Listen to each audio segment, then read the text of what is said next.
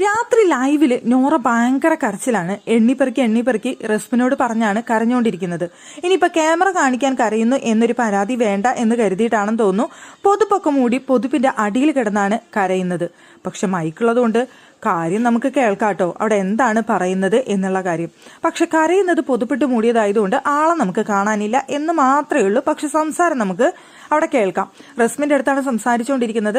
അത് ഗെയിമുമായി ബന്ധപ്പെട്ട് റസ്മിൻ അവിടെ കയ്യിൽ കൊണ്ടു എന്ന് പറഞ്ഞ ഒരു സംഭവം ഭയങ്കരമായിട്ട് ഫീൽ ചെയ്തു. എന്റെ ഗെയിം അവിടെ ഇല്ലാതാക്കാൻ വേണ്ടി റസ്മിൻ ചെയ്തതാണ്, എന്റെ കോൺസെൻട്രേഷൻ കളയാൻ വേണ്ടി ചെയ്തതാണ് എന്നൊക്കെ പറഞ്ഞുകൊണ്ട് അവിടെ കരയുന്നുണ്ട്.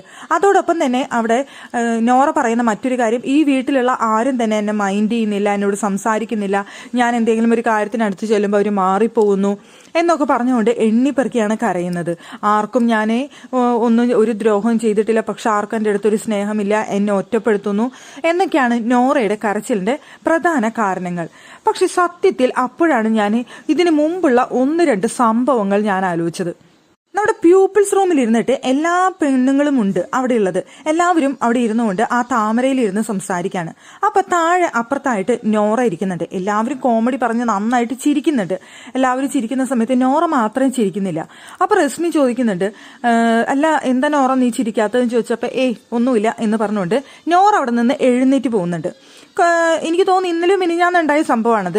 അതിനുശേഷം റസ്മിൻ വന്നിട്ട് നോറയുടെ അടുത്ത് ചോദിക്കുന്നുണ്ട്, എന്താ നീ അങ്ങനെ ചെയ്ത, എന്താ പറ്റിയെന്ന് ചോദിക്കുമ്പോൾ നോറ പറയുന്ന ഒരു മറുപടി ഉണ്ട്, അല്ല അവരോടൊപ്പം ഇരുന്ന് കളിച്ചിരിക്കുന്നത് നീ കണ്ടിട്ടുണ്ടോ ഞാൻ അങ്ങനെ ചെയ്യുന്നത്, പിന്നെ നീ എന്ത് ഈ വർത്താനം പറയുന്നത് എൻ്റെ അടുത്ത് എന്ന് ചോദിക്കുന്നുണ്ട് നോറ.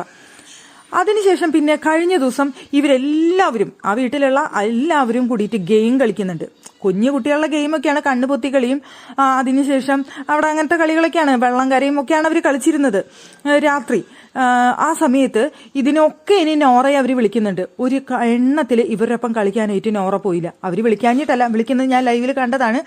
ഞാനില്ല എന്ന് പറഞ്ഞുകൊണ്ട് നോറ മാറിയിരിക്കുകയായിരുന്നു, അൻസിബയും മാറിയിരിക്കുകയായിരുന്നു. ഇവർ രണ്ടുപേരും മാത്രമാണ് മാറിയിരുന്നത്. ബാക്കി എല്ലാവരും അവിടെ ഗെയിം കളിക്കുന്നുണ്ടായിരുന്നു. നല്ല രസമായിട്ട് ഒരാൾ കിടന്ന് ഗെയിം കളിക്കുന്നുണ്ടായിരുന്നു. ഗെയിം എന്ന് വെച്ച് കഴിഞ്ഞാൽ കുഞ്ഞു കുട്ടികളുടെ ഗെയിമാണ് അവിടെ കളിച്ചിരുന്നത്.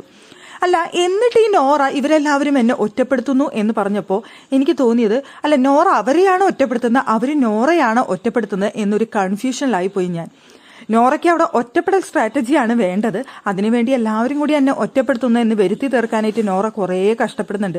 എല്ലാവരും ഒരുമിച്ചിരുന്ന് സംസാരിക്കുമ്പോൾ നോറയിലേക്ക് ചെല്ലില്ല. എല്ലാവരും ഇന്ന് ചിരിച്ചു കഴിഞ്ഞാൽ നോറയ്ക്ക് അത് ഇഷ്ടമല്ല. എല്ലാവരും ഗെയിം കളിക്കാൻ വിളിച്ചാലും അതിനൊന്നും ചെല്ലത്തില്ല.